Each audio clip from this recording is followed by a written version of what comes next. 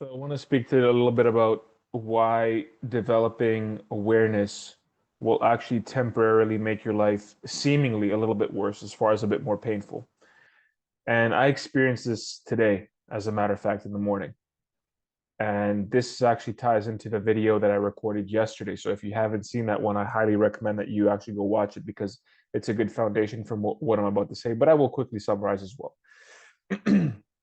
What happens when you start to remove distractions from your life, whether it's things, whether it's people, whether it's social media, movies, TV, what have you, is you're going to start to become a little bit more in touch with yourself, a bit more connected to your own mind and to what's going on beneath the surface.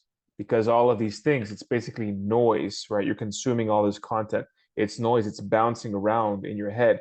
Once you start to remove it, then you're going to start to empty, you're going to start to remove the excess content that's coming out from the external world. And then eventually, what you're going to be left with is what's going on with you. And sometimes it's really hard to face because you might be facing a level of despair. You might be facing a level of guilt, shame, regret. You might be facing a lot of those things about who you are, who you could be, who you're not, and what you could have done, who you could have helped. And you'll look at the state of your life and you'll realize that there's nowhere else to go. And all the content that you're consuming is actually not helping you at all.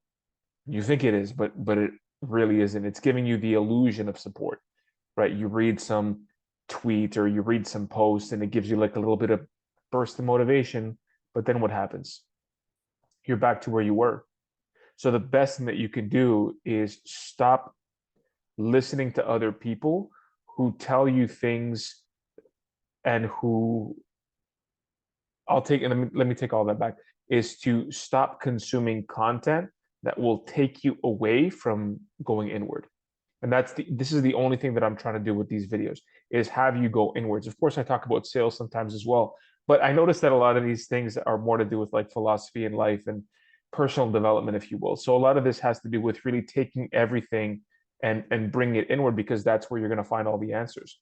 And what happens is you remove all that noise and you start to become a little bit more self-aware and you're going to start to experience you're going to have experiences, internal experiences that are actually very uncomfortable and they're going to be very painful. And typically that pain is going to be the trigger that moves you back towards the activities that you were pursuing. Sometimes they could be even be vices. You can call them vices.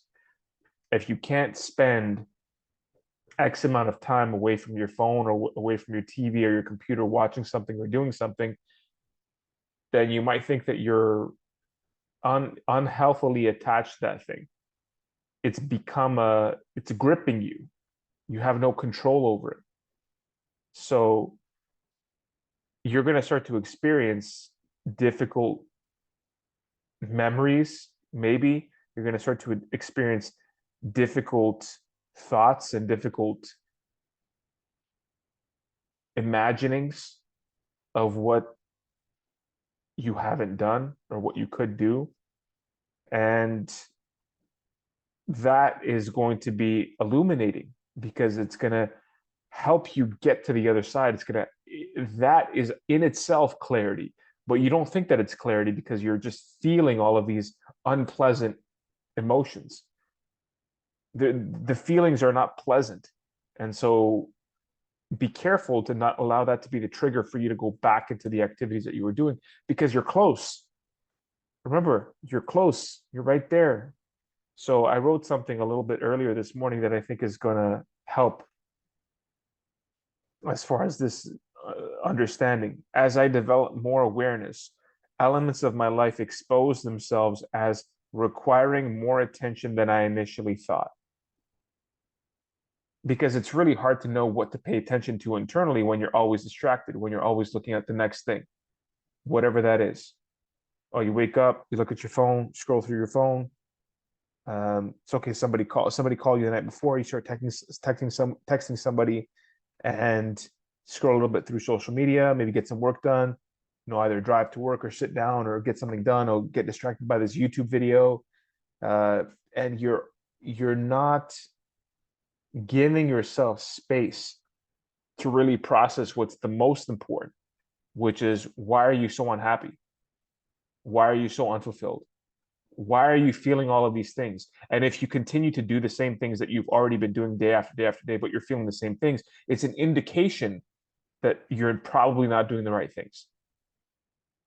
So as you develop more awareness, elements of your life expose themselves as requiring more attention and care than you initially thought. And so when those elements actually expose themselves, they're calling out for your attention. So the best thing that you can do is give them your attention and your care. And typically that's going to come in the form of experiences, of specific emotions, thoughts or memories or fantasies that, when I say fantasies, I mean you may have had a fantasy of something working out a specific way, but you realize that it didn't. And now you're sitting in that feeling of regret because you know that it's your fault, it's your responsibility, and now you are where you are and you have to figure it out. And then I write an analogy here. Like Adam and Eve with their eyes and senses open to the real world and everything it means, it doesn't necessarily feel like a joyful experience. Because what happened when Adam and Eve's eyes are opened? They get kicked out of paradise. And now they have to work and suffer and be subject to death and evil. These are not pleasant experiences, they're not joyful experiences, but it is reality. And that is the only way. If they keep looking at heaven, they can never actually get anything done. So you can't disillusion yourself with things that actually will distract you from what needs to be done currently so that you can actually improve your current state.